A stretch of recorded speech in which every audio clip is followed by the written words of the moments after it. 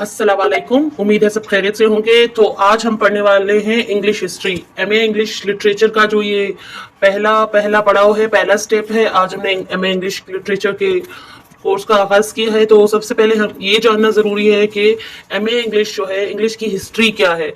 तो basically English की history को हम 3 पार्ट्स में डिवाइड करते हैं। एंग्लो सेक्शन पीरियड, उसके बाद है नॉर्मन्स पीरियड और मिडल एजेस। तो पहले देखते हैं कि इंग्लिश हिस्ट्री में एंग्लो सेक्शन जो है पीरियड, इसकी क्या डिटेल्स है। ये सारा मतलब इंग्लिश लिटरेचर की हिस्ट्री क्या है, एंग्लो सेक्शन पीरियड क्या है, और ओल्ड इंग्लिश लिटरेचर कहाँ से आया और कैसे हम तक पहुंचा। तो इंग्लिश हिस्ट्री और एंग्लो सेक्शन इन्वेडेड ब्रिटेन 450 से लेकर 1066 एडी तक का इनका टाइम पीरियड है। 450 से लेकर 1066 तक इनका टाइम पीरियड है। तो ये नोट कर लें आप लोग, कॉपी और पेंसिल अपने साथ रखें। जो लिटरेचर पढ़ना चाहते हैं और जो किसी हवाले से भी तैयारी कर रहे हैं उनके लिए अहम टॉपिक है। तो पहले हम इसकी डेट्स देखते हैं। तो ये टाइम पीरियड 450 से लेकर 1066 तक का जो टाइम पीरियड है ओल्ड इंग्लिश लिटरेचर में, ये है एंग्लो सेक्शन पीरियड्स।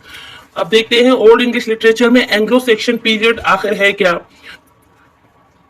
तो बेसिकली एंग्लो सेक्शन पीरियड जो है, एंग्लो सेक्शन जो है, उसमें हम 3 नाम देखते हैं, एंगल, सेक्शंस और जूट्स। एंगल्स, सेक्शंस और जूट्स।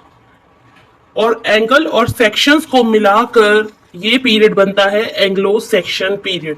बेसिकली इनके नाम से ही ये बनाया गया है एंग्लो सेक्शन पीरियड। और एंगल्स कहां से आए थे? ये एंगल्स थे जर्मनी से, सेक्शन थे सैक्सोनी से, और जूट्स थे डेनमार्क से।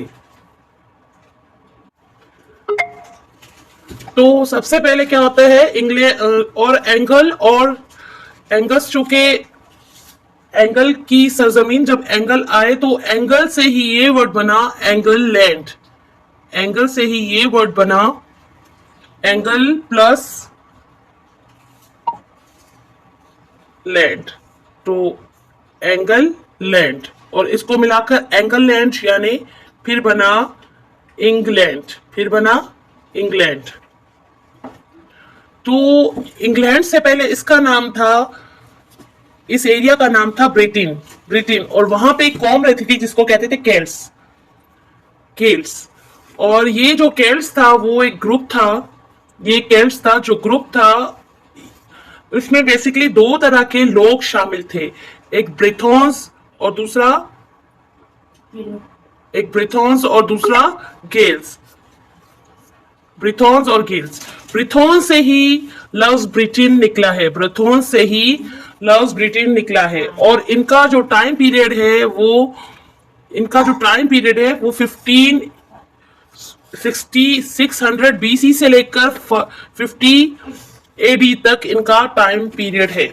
यानी केल्ट्स जो है वो ब्रिटेन, यानी ओल्ड इंग्लैंड का पुराना नाम जो था, एंग्लो सेक्शन पीरियड से पहले इंग्लैंड का पुराना नाम था ब्रिटेन। और ब्रिटेन में 600 बीसी से 550 एडी तक जो है केल्ट्स की हुकूमत थी। केल्ट्स यहाँ पर, और केल्ट्स का अभी तक पता नहीं चल पाया कि केल्ट्स कहाँ से आए थे और ये किस एरिया से थे, लेकिन केल्ट्स ब्रिटेन में रहते आ रहे थे। तो अब जरा एंग्लो सेक्शन पीरियड से पहले देखते हैं कि एंग्लो सेक्शंस तो 450 एडी में यहाँ पर आए। इससे पहले केल्ट्स थे। तो ब्रिटेन में किसकी हुकूमत थी, और फिर एंग्लो सेक्शंस यहाँ पर कैसे आए और एंग्लो सेक्शंस का पीरियड कैसे शुरू हुआ। तो इसके लिए थोड़ा पीछे चलते हैं, क्योंकि आपको हिस्ट्री जानने के लिए अगर आप एक अल्फाज को दूसरे अल्फाज से जोड़ते हैं, आपको पीछे सारा बैकग्राउंड पता होता है, तो आपको समझने में इजी होता है। तो हमारी old English literature, old history का एंग्लो सेक्शन पीरियड जो है बहुत ही अहम किरदार अदा करता है, और ये 450 से स्टार्ट होता है। लेकिन देखते हैं इससे पहले जो है ओल्ड इंग्लिश लिटरेचर का क्या ताल्लुक है, और एंग्लो सेक्शन पीरियड से पहले कौन से लोग थे जिनका ब्रिटेन पे कब्जा था, और फिर इनका पीरियड कैसे आया, क्या वजह थी कि एंग्लो सेक्शन जो है वो ब्रिटेन में आ गए और इंग्लैंड बनाया। तो चलते हैं इससे पहले तो ब्रिटेन में एंग्लो सेक्शन या एंग्लो सेक्शंस के राज से पहले, इनके इंपीरियर से पहले जो है रोमन इन्वेडेड इन ब्रिटेन। तो 43 से 443 बीसी से 410 एडी तक जो है वो रोमन्स का कब्जा था, या रोमन्स यहाँ पे जो है काबिज थे, उनका हुकूमत थी यहाँ पे ब्रिटेन पे। तो इनका क्या था, ये मोस्ट डोमिनेट मिलिट्री फोर्स थी, क्योंकि आपको पता है आप मालूमात आपको होगी कि जब उस टाइम जो है रोमन जो है एक पावरफुल कबीला था, एक बहुत ही पावरफुल इनकी मिलिट्री फोर्स थी। और वो जिस आपको पता है इससे पहले जो हिस्ट्री में है क्या करते थे, अक्सर कबीले दूसरे कबीलों पर हमला करके और वहां पे कब्जा कर लेते थे, और यही उनके हुकूमत का फिर बनता था, और इसी तरीके से हुकूमतें वहां पे राज कायम होते थे। तो रोमन उस टाइम पे एक कबीला था, और वो बहुत ही पावरफुल कबीला था, और उनकी military force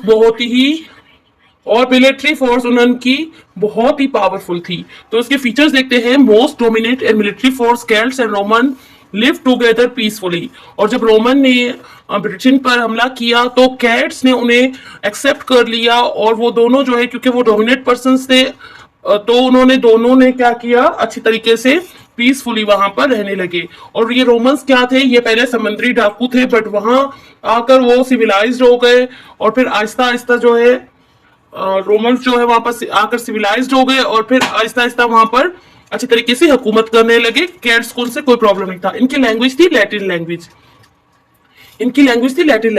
Picts attack many times in Britain for protection. Roman wall were built in 122 AD। तो पिक्स जो था एक ऐसा कबीला था, ये जो है बहुत हार्म करने की कोशिश करते थे और ब्रिटेन पे बार बार हमला करते थे। इन हमलों से बचने के लिए रोमन्स ने एक दीवार भी तामीर करवाई, जिसका नाम हेड्रियन वॉल था, और ये 122 AD में स्टार्ट हुई और 120 AD में जो है कंप्लीट हो गई थी। तो ये रोमन्स की जो है मतलब एक मुखलिस लोग थे, अच्छे लोग थे, और इनकी हुकूमत करने से कैट्स को कोई प्रॉब्लम नहीं थी, क्योंकि कैट्स कबीला जो था वो जरा कमजोर कबीला था। इसके बरक्स रोमन जो है पावरफुल थे, वो इनको प्रोटेक्शन भी दे रहे थे, क्योंकि कैट्स हुकूमत नहीं संभाल सकते थे, इनमें इतनी काबिलियत नहीं थी, थोड़ा कमजोर कबीला तो इसकी वजह से रोमन ने जो है ब्रिटेन पे अपनी हुकूमत 43 में आकर अपनी हुकूमत की, और इसके बाद जो है उन्होंने पीसफुली वहां रहने लगे। पिक्स के हमलों से रोमन ब्रिटेन को बचाया, और इसके बाद उन्होंने एक वॉल भी तामीर कराई जिसको हेड्रियन वॉल कहा जाता है। तो ये कुछ स्पेसिफिकेशन थी इस टाइम पीरियड से बिफोर जो है Anglo Saxon period.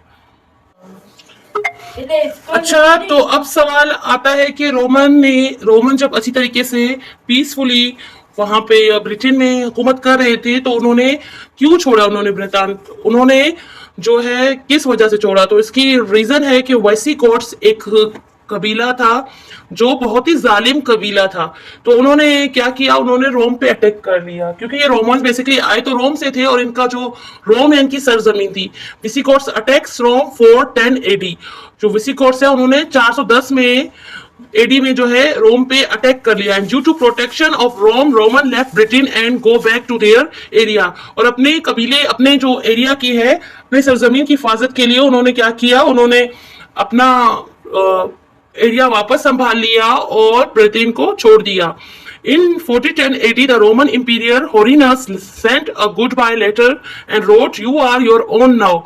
Protect yourself. Be on yourself." तो 410 में जो रोमन इंपीरियर का बादशाह था होरिनस, उन्होंने एक गुड बाय लेटर लिखा ब्रिटेन को, बर्तानिया वालों को, केल्ट्स को, कि अब आप अपने खुद के जिम्मेदार खुद हैं, अपने लिए खुद लड़ें और अपनी हिफाजत खुद करें। तो 410 में रोमन लोगों ने जो है वो ब्रिटेन छोड़ दिया। तो अब क्या था कि कैट्स तो थे, तो रोमन ने तो बिल्कुल ब्रिटेन छोड़ दिया, लेकिन before Roman left mark over the country, जैसे ही मतलब they Roman left mark all over the country, यानी कि जब रोमन्स ने है छोड़ा ब्रिटेन, लेकिन उन्होंने क्या किया, उन्होंने अपना मार्क यानी अपने निशानात सारे रोमन में छोड़ दिए। यानी उन्होंने ऐसे काम किए, कुछ ऐसी इस्लाहात की ब्रिटेन में जिनके निशानात जो है उनके जाने के बाद भी रहे। तो उन्होंने क्या क्या काम किए, क्या क्या उन्होंने ब्रिटेन में जो है इस्लाहात की, उनको देखते हैं। They gave them new town plants, animals, new religion and way of reading and writing, counting. इससे पहले जो था ब्रिटेन में कोई लिखना पढ़ना नहीं जानता था। केल्ट्स जो लोग थे वो जो है इन चीजों को नहीं जानते थे। हालांकि वहां पे लिटरेचर थी तो सही, लेकिन वो लोग गाते चलते थे, बट उनके यहाँ कोई लिखना पढ़ना कुछ खास नहीं जानता था। कुछ मुख्तर लोग ही लिखना पढ़ना जानते थे। रोमन्स के आने के बाद वो लोग सिविलाइज्ड हुए। इसके अलावा उन्होंने बहुत से तरक्याती काम किए, बहुत डेवलपमेंट की ब्रिटेन में, और बहुत अच्छे अच्छे काम किए। उनके जाने के बाद भी उनके जो है निशानात पूरी ब्रिटेन में नजर आते रहे। तो देखते हैं उनके क्या क्या काम, उनकी डिटेल्स क्या क्या है और उन्होंने क्या क्या किया था। तो रोमन्स ने क्या क्या किया था? पहले तो रोमन रोड्स, तो रोमन ने रोड्स बनाए थे। Britain had no proper roads before the Romans, there were just muddy tracks. The Romans built new roads all across the landscape over 10,000 miles. के रोमन्स के आने से पहले जो है ब्रिटेन में जो है कुछ खास काम नहीं था। जो रोड्स थे वो सारे मडी थे, जो है मडी ट्रैक्स थे सारे, और इन्होंने जो है तमाम लैंडस्केप पे रोड्स बनवाए और ये 10,000 माइल्स तक फैले हुए थे। Religion before the Romans the native Britain were pagans का मतलब होता है इनका कोई खास दीन नहीं था, नो गॉड, इनके यहाँ खुदा का कुछ खास कॉन्सेप्ट नहीं था। They believe in lots of different spirits, ये मुख्तलिफ लोगों और ताकतवर चीजों पे भरोसा करते थे और उनको जो पावरफुल चीज देख लेते थे उनकी पूजा करना, उनकी प्रेस करना स्टार्ट कर देते थे। बट वहां रिलीजन का कोई खास कॉन्सेप्ट नहीं था। बट जब रोमन आए तो वो अपने साथ जो है बर्तानिया में क्रिश्चियनिटी लेकर आए। Arrived in Britain during by the beginning of the 4th century, more and more were के जैसे ही 4वीं सदी का आगाज हुआ और बहुत से लोगों ने क्रिश्चियनिटी की तरफ रुख कर लिया, तो वो क्रिश्चियनिटी फॉलो करने लगे। इन 113 AD the imperial Constantine that Christians were free to worship in peace. By 319 AD Christianity was the official Roman religion. तो 313 में जो है पूरे एम्पायर में सबको कह दिया गया कि हर कोई अपने मजहब की पूरी आजाद है कि वो वर्शिप कर सके। तो 319 तक, यानी 319 AD तक क्रिश्चियनिटी जो है वो रोमन की ऑफिशियल रिलीजन बन चुका था। यानी जैसे क्रिश्चियनिटी एंटर हुई स्टार्टिंग 4th century, तो वहां पे बिल्कुल ऐलान कर दिया गया कि हर कोई आजाद है, वो कोई मजहब इख्तियार कर ले। तो 319 तक जो है रोमन्स की ऑफिशियल रिलीजन जो है वो क्रिश्चियनिटी हो चुका था। यानी कि रोमन्स कौन थे वहां पे बिल्कुल काबिज होने वाले ब्रिटेन में, तो बर्तानिया में 319 तक जो है वो क्रिश्चियनिटी आम हो चुकी थी। अब आते हैं कि उनका चौथा क्या काम था। पहले उन्होंने रिलीजन दिया, क्योंकि ये पैगन्स थे, ब्रिटेन को रोड्स दिए। इसके बाद उन्होंने रोमन लैंग्वेज भी उनको दी। So the Roman wrote down their history, their literature and their laws. Their language was called Latin, but most people living in the countryside stuck to their old Celtic language. क्योंकि आपको पता है पहले यहाँ पे रहने वाले जो थे वो कैल्टिक थे, और इनकी दो जो है ब्रेथिन्स और गोयल्स जो थे वो इनके कबाइल थे। तो जैसे ही रोमन आए तो ये जो है कंट्री साइड में चले गए और रोमन्स ने इनके मेन एरियाज पे जो है हुकूमत करना स्टार्ट कर दी, और इनको भी कोई प्रॉब्लम नहीं थी। तो रोमन्स ने आते ही यहाँ पे लिखना और सुनाना शुरू कर दिया। ऑफन इनका जो वर्क है वो रिटन फॉर्म में नहीं है, बट ये लिखना पढ़ना जानते थे। इन्होंने लॉज बनाए, इन्होंने अपना लिटरेचर दिया, और इनकी जो लैंग्वेज थी वो लैटिन थी। बट जो साइड एरियाज में कैल्टिक रहते थे वो अपनी लैंग्वेज का यूज करते थे लिटरेचर में, बट ऑफन जो इनका काम है वो लैटिन लैंग्वेज में हुआ, बट ये ओल्ड इंग्लिश में काम करते थे। और इस तरह इनके आने से लिटरेचर में ओल्ड इंग्लिश में जो है लैटिन जो है आ चुकी थी और उसका जो है सारा असर देखा गया। और इन्होंने ही जो है पहल इस आपको पता है एंग्लो सेक्शन पीरियड को डार्क एजेस और इनकी एजेस को डार्क एजेस भी माना जाता है। और ये कहा जाता है कि लिटरेचर की जो सही से शुरुआत हुई वो चौसर से शुरुआत हुई नॉर्मन एजेस से। बट इसको पढ़ना भी जरूरी है क्योंकि ये ऑफन इन्होंने कोई रिटर्न फॉर्म में ज्यादा काम नहीं किया। इनके कुछ वर्क्स जो है हम आगे देखेंगे वो मिले हैं, बट इनका कुछ खास वो नहीं था क्योंकि ये ज्यादा लिखते नहीं थे।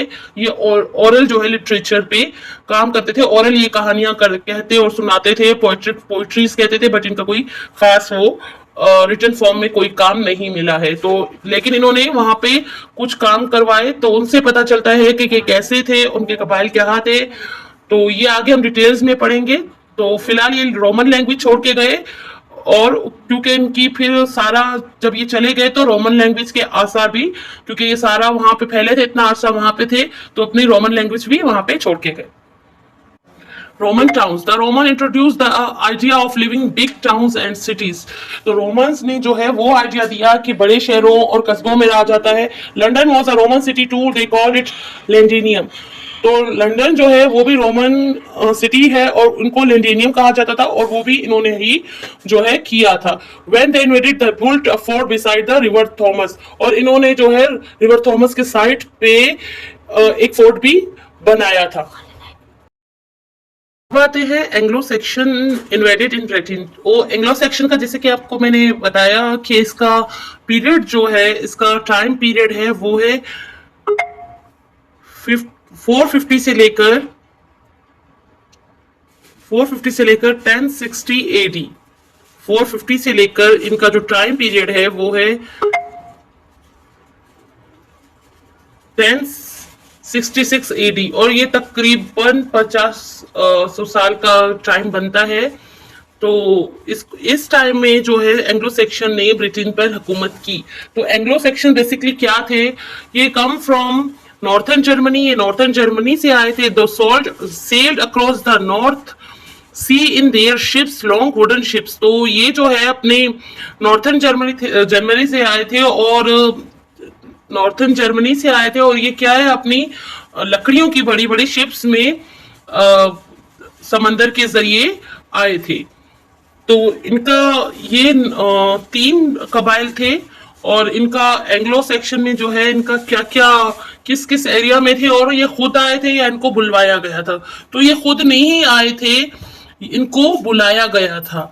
तो इसका रीजन क्या था कि एंग्लो सेक्शन जो है ये बेसिकली 3 ट्राइब्स हैं, ये 3 ट्राइब्स हैं, ये बेसिकली जो है 3 ट्राइब्स हैं। एंग्लो सेक्शंस जो है वो 3 ट्राइब्स हैं basically, angle section and Jutes. ये नाम आप नोट कर लीजिए, ये जहन नशीन कर लीजिए। एंग्लो सेक्शन जो पीरियड है वो 450 से लेकर 1066 एडी तक है और ये एंग्लो सेक्शन जो है 3 ट्राइब्स है। इनको बुलाया गया था, इनको किसने बुलाया था, इनको कैट्स ने बुलाया था।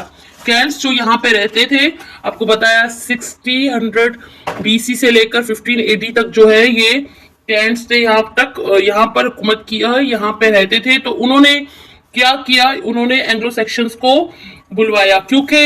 इसलिए उन्होंने बुलाया क्योंकि वो कैट्स जो है वो खुद एक कमजोर कबीला था। आफ्टर रोमन्स ने आपको बताया 410 एडी में जो है ब्रिटेन छोड़ दिया और अपने जो है रोम में वापस चले गए। तो उनकी प्रोटेक्शन करने वाला कोई नहीं था। कैट्स को जैसा कि बताया गया कि पिछली उसमें के पिक्स जो है वो बार बार हमला करता था, पिक्स और विसो कैट्स। ये एक ऐसे ट्राइब्स थे जो बहुत ही खतरनाक ट्राइब्स थे, पिक्स, और बहुत जालिम ट्राइब्स थे और ये जो है बार बार हमला कर देते थे ब्रिटेन पर। तो इनकी और कैट्स जो थे वो खुद इतने काबिल नहीं थे कि अपनी सरजमीन की हिफाजत कर सके।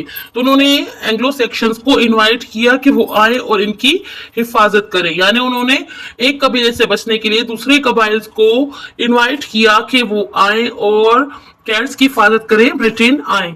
तो इसी उसमें एंग्लो सेक्शंस जो है वो ब्रिटेन आ गए और वो आए तो सही, लेकिन आते ही क्या किया उन्होंने, फिर कैट्स को वहां से निकालकर खुद उनकी हिफाजत तो की, लेकिन क्या किया कि उनको निकालकर खुद वहां पे सारे जो ब्रिटेन में है ऑफर उन एरियाज पे हुकूमत करना खुद उन्होंने स्टार्ट कर दी और खुद काबिज हो गए। तो दे वर ब्रेव एंड पावरफुल। ये जो एंग्लो सेक्शंस थे ये ब्रेव भी थे और पावरफुल थे। इनकी लैंग्वेज जो थी वो जर्मनी थी। तो देखिए ये 3 ट्राइब्स थे। तो देखिए तीनों ट्राइब्स कहां से आई थी।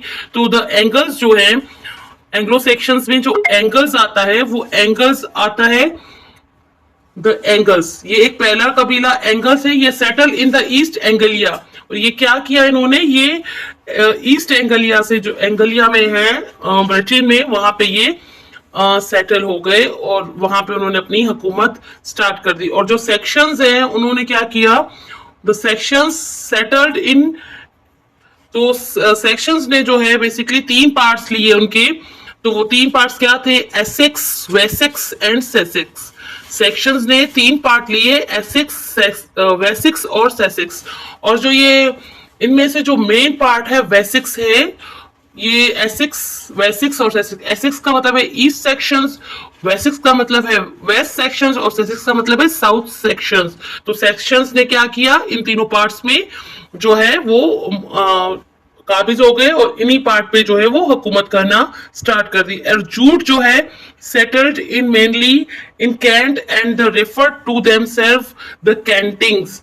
और ये कैंट एक एरिया है छोटा सा और उसमें ये काबिज हो गए और अपने आप को कैंटिंग्स कहने लगे। तो बेसिकली सबसे ज्यादा जो एरिया सबके हाथ में एरिया के हवाले से जो सबसे ज्यादा काबिज हुए वो है एंगल्स। एंगल्स को बहुत ज्यादा एरिया मिला। इसके लिए ये एंगल्स जो है इन्होंने इस ब्रिटेन को जो है नाम दे दिया एंगल लैंड का। इसीलिए ब्रिटेन का नाम चेंज हो गया एंगल लैंड से। और ये बेसिकली 7 एरियाज थे जो जिन पे ये जो है हुकूमत करने लगे। और ये एंग्लो सेक्शन पीरियड जो है जहां से ये सारे हुकूमत करने लगे, इसमें जो अहम जो और इम्पोर्टेंट एरिया था वो था वेसेक्स का। वो था वेसेक्स का। ये एरिया वेसेक्स का जो है ये इम्पोर्टेंट था और ये एरिया सेक्शंस के हवाले था। और इन्हीं सेक्शंस ने वेसेक्स में जो है इन सारा जो है इम्पोर्टेंट एरिया इनके हाथ में आया वो सेक्शंस के, तो वो था वेसेक्स। और जूट के हिस्से में जो है बहुत ही कम एरिया आया, कैंट बहुत ही छोटा इलाका आया।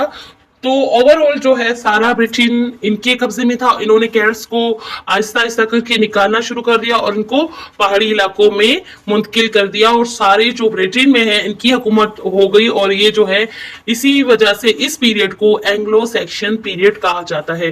होप सो आपको क्लियर होगा। अब चलते हैं आगे। अब आ जाते हैं ओल्ड इंग्लिश लिटरेचर पे।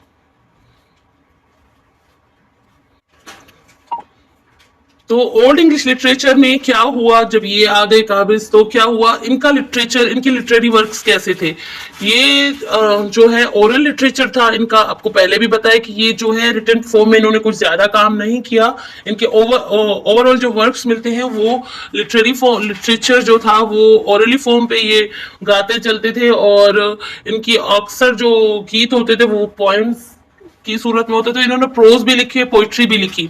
और इनका अलिटरेटिव वर्सेस लिखे, एपिक पोइट्री लिखी, हेगियोग्राफी लिखी, बाइबल ट्रांसलेशन किया, क्रॉनिकल एंड रिडल्स भी लिखी। रिडल्स कहते हैं पहेलियों को। तो इन्होंने ये सब काम किए हैं। और इनका कुछ लिटरेरी वर्क आज तक जो है सरवाइव कर चुका है, जबकि कुछ जो है अनोमियस है, उनका कुछ पता नहीं। उनके ऑथर्स अनोमियस कहते हैं ऐसे वर्क को जिनका ऑथर का कुछ पता नहीं। तो ऑफर इनका जो वर्क सरवाइव कर चुका है तो वो है 400 जो है इनकी अभी तक सरवाइव कर चुका है। और इनका जो ऑफन वर्क है वो अनोमियस है, उनका कुछ पता नहीं कि उनके ऑथर कौन है, किसने लिखा है, और इनका कुछ हमें पता नहीं चलता। तो अबाउट 400 मैन्युस्क्रिप्ट सर्वाइव्ड। इनकी अब तक जो है 400 मैन्युस्क्रिप्ट जो है वो सर्वाइव कर चुकी हैं। बाकी जो सारी हैं वो इधर उधर हो चुकी हैं, क्योंकि इनका ऑफन जो वर्क है वो मतलब कि सही तरीके से नहीं मिला। इनका कुछ क्योंकि ये ऑफन जो है ओरल लिटरेचर पे काम करते थे, ओरल था इनका वर्क। रिटन फॉर्म में अब तक जो है इनकी 400 मैन्युस्क्रिप्ट सर्वाइव कर चुकी है और 189 ऑफ देम कंसिडर्ड मेजर, उनमें से 189 जो है इनको मेजर कंसिडर किया जाता है। इंपॉर्टेंट पोइटिक वर्क, इनके इंपॉर्टेंट पोइटिक वर्क क्या है उनको देखते हैं।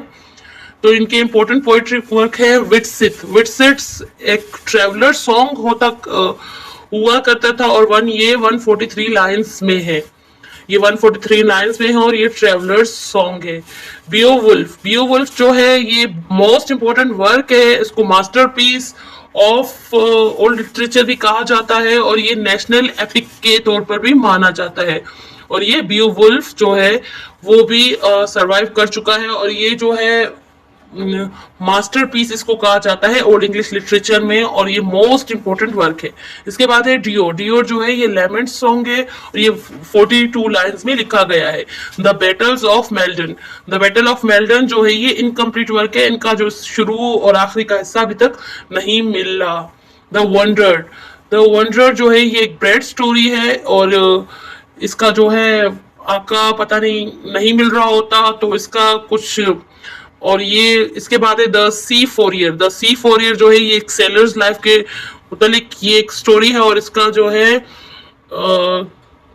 सेलर्स की लाइफ के समंदर में जाते हैं और क्या क्या जो है वो फेस करते हैं, तो इसके मुतालिक ये वर्क है। The dream of the road, the dream of the road एक रिलीजियस पोएम है। रोड कहते हैं जो क्रिश्चियन जो मार्क्स क्रोक्स की तरह जो बना होता है, तो एक बच्चा उसको लेकर पकड़ कर रखता है, तो इसके मुतालिक एक रिलीजन पोएम है। तो इसके बाद है क्रिस्ट एंड सैटन, ये भी एक रिलीजियस पोएम है। The wife's lament, the husband's message and the root, और ये विजडम पोएम्स है। ये सारे वर्क्स जो है मिले हैं। इसके बाद जो 4 मेजर पोएटिक मैन्युस्क्रिप्ट थे, अब इनकी ओल्ड इंग्लिश लिटरेचर में जितनी भी मैन्युस्क्रिप्ट्स मिली हैं वो जो है चारों इन्हीं से ही बिलोंग करती हैं।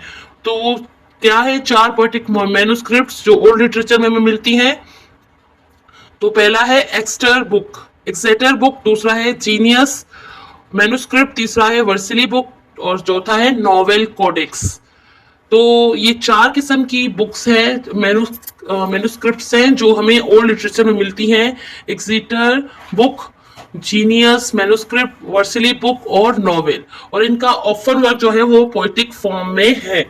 तो ये पोएटिक 4 मेजर पोएटिक मैन्युस्क्रिप्ट्स है, एक्सेटर बुक, जीनियस या कॉडिमन मैन्युस्क्रिप्ट, वर्सिली बुक और नॉवेल कोडेक्स। तो इसमें जो एक्सेटर बुक है वो मोस्ट इंपोर्टेंट बुक है, वो मोस्ट इंपोर्टेंट एक्सेटर जो बुक है वो मोस्ट इंपोर्टेंट है। और उसमें हमें क्या क्या मिलता है, उसमें 94 रिडल्स जो लिखी गई हैं वो एक्सेटर बुक में मिलती हैं। रिलीजियस पोएम्स मिलती हैं, रिलीजियस पोएम्स की सीरीज मिलती हैं, क्रिस्ट 1, क्रिस्ट 2 और क्रिस्ट 3, और वो भी एक्सेटर बुक में ही मिलती हैं। इसके बाद है दूसरा हमारे पास जीनियस या कैडिमन मैन्युस्क्रिप्ट भी इसको कहा जाता है। तो इसमें हमें क्या मिलती है, इसमें हमें रिलीजियस पोएम मिलती है और बाइबल की नैरेटिव भी मिलती है। इसके बाद है वर्सिली बुक। वर्सिली बुक में हमें क्या मिलता है, प्रोज और पोएट्री मिलती है। इसके बाद है नॉवेल कोडेक्स को हमें इसमें जो है बेवुल्फ जिसको अपने मास्टरपीस का वो इसमें मिलता है और प्रोज और पोएट्री इसमें भी मिलती है। तो आ जाते हैं इनकी थोड़ी डिटेल्स ले लेते हैं। तो बी वुल्फ जो है नेशनल, ये आपको बताया कि नॉवेल कोडेक्स में नॉवेल मैन्युस्क्रिप्ट में मिलती है और बी वुल्फ को नेशनल एपिक पोएम भी कहा जाता है। बी वुल्फ क्या है, नेशनल एपिक पोएम भी है, मास्टरपीस भी इसको कहा जाता है ओल्ड लिटरेचर में। तो इसमें अलिटरेटिव वर्सेस है इसमें। तो और ये जो पोएम है ये 3182 लाइन से ज्यादा में लिखी गई है। हीरोइक पोएम है। हीरोइक पोएम ऐसी पोएम कहा जाता है जिसमें एक हीरो का जिक्र होता है, ये एक हीरोइक पोएम है। The longest epic poem in old English, और ये ओल्ड इंग्लिश में सबसे ज्यादा लंबी पोएम मानी गई है और ये नॉवेल कोडेक्स में होती है। तो मेजर राइटर्स देखते हैं ओल्ड इंग्लिश लिटरेचर में कौन से हैं। तो major writers of all English literature या एंग्लो सेक्शन पीरियड में, तो पहला नाम है बेडी बोलते हैं इसको, बेड बोलते हैं, और प्यास को सेंट बेडी भी बोलते हैं, तो सेंट बेडी आपको बताते चले वो लिटरेचर में उन्होंने इतना मतलब काम किया है, या उनकी वजह से आज तक जो लिटरेचर में एंग्लो सैक्सन पीरियड में क्या हुआ और ये सब क्या, इनकी हिस्ट्री का सारा डिटेल्स हमें कहाँ से मिलता है, वो है सेंट बेदी। सेंट बेदी ने ही लिखना शुरू किया और उन्होंने ही लिटरेचर अब जो हमें मिल रहा है या हमें पता चल रहा है कि पहले क्या हुआ और उस टाइम क्या हुआ, तो वो सारा कारनामा सेंट बेडे ने किया। और इन्होंने इंग्लिश लिटरेचर और हमें बताया कि उस टाइम क्या क्या होता था, कैसा होता था, तो वो सारा इन्होंने ही लिखा है। तो सेंट बेडी जो है was an English monk, historian and scholar. Saint Bede was English monk, historian, and scholar who lived in the kingdom of नॉर्थम्बिया। तो नॉर्थम्बिया जो है, नॉर्थम्बिया से ये रहते थे नॉर्थम्बिया में, और ये इंग्लिश हिस्टोरियन भी है, स्कॉलर भी है। He is at time refer to as the venerable Bede और बेडी द विनरेबल, और इन्हें जो है विनरेबल बेदी या बेडी द विनरेबल भी कहा जाता है। और इनके फेमस वर्क्स क्या है? His most famous the Historia Ecclesiastica Gentis Anglorum, ecclesiastical history of the English people. तो ये जो है इन्होंने एक हिस्ट्री लिखी है English people, ecclesiastical history of the English people, और he has been a vital source of the study of early English history of centuries. तो उन्होंने सारी हिस्ट्री लिखी है कि इंग्लिश लोग कहाँ से आए, और इनका सारा जो है इन्होंने डिटेल से इनके ऊपर लिखा है। The method of dating events from time of Christ birth i.e. AD, Anno Domini and BC before Christ came into general use। और इन्होंने ही AD और BC जो है जनरल यूज में आता है, तो उनसे भी मुतारिफ इन्होंने ही करवाया है। तो ये इनका फेमस वर्क है और इसके लिए इनको जाना जाता है, और अगर ये ना लिखते तो शायद हमें हिस्ट्री का कभी पता नहीं चलता। तो अब आते हैं हमारे दूसरे ऑथर की तरफ, Caedmon. Caedmon only known surviving work is Caedmon's hymn. तो कैडमन का जो सर्वाइविंग वर्क है वो कैडमन हेमन है, क्योंकि इसके अलावा आपको पता है और ज्यादा सर्वाइव नहीं कर सका है। जो सर्वाइव कर सका है वो उनका वर्क सिर्फ कैडमन हेमन है। The 9-line alternative vernacular praise poem in honour of God. और इन्होंने 9-line अल्टरनेटिव पोएम्स लिखते थे, और जो 9 लाइन्स में होती थी, और ये खुदा की तारीफ में, अल्लाह ताला की सना में लिखते थे।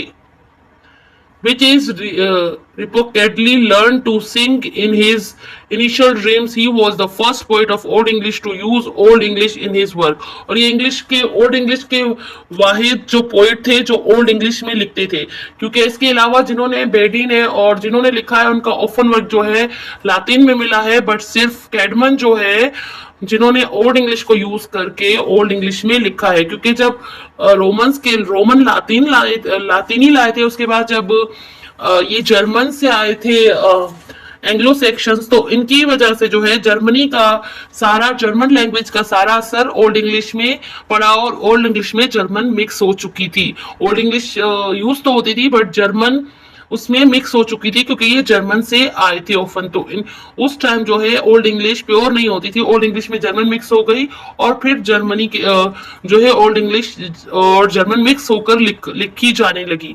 तो ये कैडमन वाहिद राइटर थे जिन्होंने ओल्ड इंग्लिश का यूज करके पोइट्री लिखी। इसके बाद है साइन वुल्फ। साइन वुल्फ क्या कौन थे? साइन वुल्फ जो थे, he wrote on religious themes, ये रिलीजियस थीम्स पे लिखते थे। He was author of the riddles of the Exeter book. आपको बताया 4 पोइटिक जो मैन्युस्क्रिप्ट है उसमें 4 जो है बुक्स हैं, एक्सेटर, जीनियस और फिर नॉवेल। तो ये जो है ये एक्सेटर बुक जो मोस्ट इंपॉर्टेंट है, इसमें जो रिडल्स है 94 वो कैन वुल्फ की लिखी हुई हैं, और इनका जो था ये वास्ट लाइन वर्जन, और ये बहुत बड़ी बड़ी लाइनों में लिखते थे। मेन वर्क्स, उनके मेन वर्क्स क्या हैं? The Fates of the Apostles, Juliana, Elene और क्रिस्ट 2, ये इनके मेन वर्क्स हैं। 4 हैं, ज्यादा नहीं है। The Fates of the Apostles, Juliana, Elene और क्रिस्ट 2। इसके बाद है अल्फ्रेड द ग्रेट। चौथा नाम आता है हमारे पास अल्फ्रेड द ग्रेट।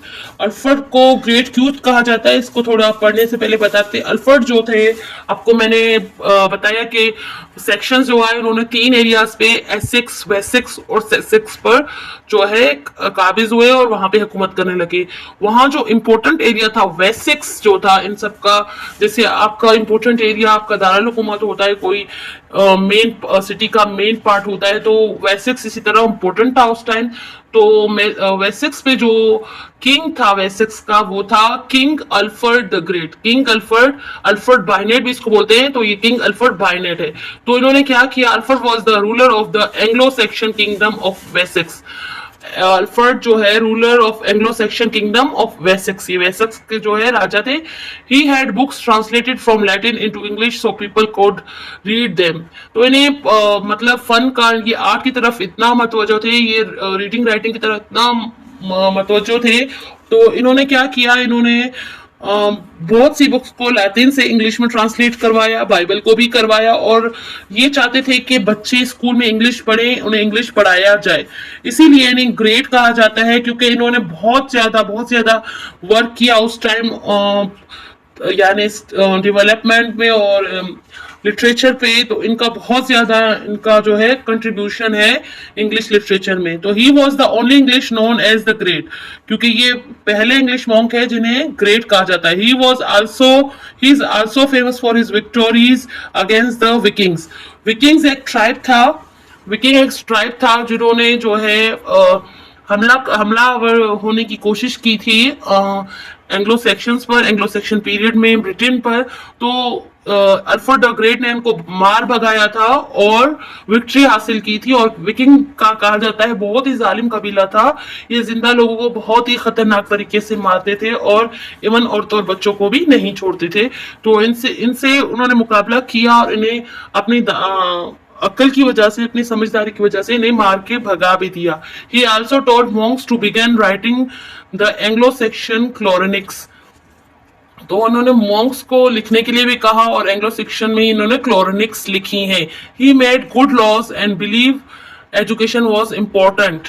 और ये इन्होंने अच्छे लॉज बनाए और ये समझते थे कि एजुकेशन जो है इम्पोर्टेंट है उस टाइम भी।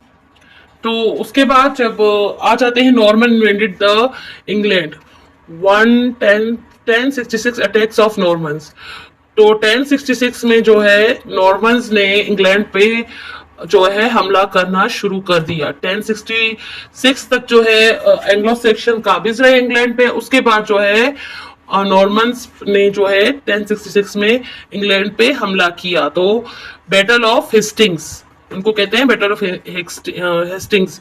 तो विलियम फर्स्ट ने जो है हमला किया, डक ऑफ नॉर्वे, और इसको विलियम द कनक्वेयर भी कहा जाता है। विलियम फर्स्ट, जिसको विलियम द कनक्वेयर भी कहा जाता है, इन्होंने डक ऑफ नॉर्वे से हमला किया 7000 सोल्जर्स और 700 शिप्स के साथ। फ्रेंच, और ये क्या थे नॉर्मन्स का थोड़ा डिटेल से आपको बताते थे। नॉर्मन्स इससे पहले, इंग्लैंड आने से पहले जो है फ्रेंच पे काबिज थे और इसकी वजह से वो अपने साथ फ्रेंच लाए थे। और जब इन्होंने हमला किया उसके बाद इसको एंग्लो सेक्शंस को इन्होंने हराया और फिर नॉर्मन लिटरेचर या लैंग्वेज जो है वो आ गई इंग्लैंड में। तो इन्होंने विलियम फर्स्ट ने हमला किया और हॉर्लेट गॉडविंसन जो है, जिसे हॉरल्ड टू भी कहा जाता है, इसको हराया। विलियम फर्स्ट ने हॉरल्ड गॉडविंसन को हराया और फिर आकर खुद काबिज हो गए। इसके बाद क्या हुआ, और ये 7000 सोल्जर्स के साथ आए, 700 सिपाहियों, 700 शिप्स के साथ आए, और ये अपने साथ फ्रेंच और इंग्लिश लैंग्वेज लाए, फ्रेंच इंग्लिश लाए। और इसके बाद इनके एंग्लो सेक्शन के जाने के बाद जो है नॉर्मन लिटरेचर और लैंग्वेज जो है वो आ गई, और इनका जो पीरियड है वो नॉर्मन पीरियड कहलाता है। तो इन्होंने हॉर्लेट गॉडविंसन को हराया, जिसको हॉर्लेट टू भी कहा जाता है। और हॉर्लेट गॉडविंसन, हॉर्लेट टू, जिसको ये लास्ट किंग ऑफ सेक्शन थे, क्योंकि इसके बाद तो नॉर्मन पीरियड स्टार्ट हो चुका था। तो वॉर ऑफ हेस्टिंग, इनकी वॉर को जो है वॉर ऑफ हेस्टिंग कहा जाता है। और ये जर्मनी से हुआ था। ओल्ड इंग्लिश लिटरेचर का खात्मा हुआ था और इसके साथ जो है ओल्ड इंग्लिश लिटरेचर और लैंग्वेज जो है खत्म हो गई और इनके बाद ओल्ड इंग्लिश लिटरेचर में फ्रेंच लैंग्वेज भी मिक्स होना स्टार्ट हो गई क्योंकि ये अपने साथ फ्रेंच लैंग्वेज लाए थे। तो ये था का लेक्चर। होप सो आपको समझ आया होगा और अगर आपको हमारे पढ़ाने का तरीका अच्छा लग रहा है तो काइंडली चैनल को सब्सक्राइब करें, लाइक करें, शेयर करें। हम इंशाल्लाह नेक्स्ट वीडियो में इसका नेक्स्ट पार्ट भी शामिल करेंगे और लाइन से चलेंगे ताकि आपको और हमें दोनों को आसानी हो और आपको समझ बिल्कुल स्टोरी की तरह इसको समझते जाए।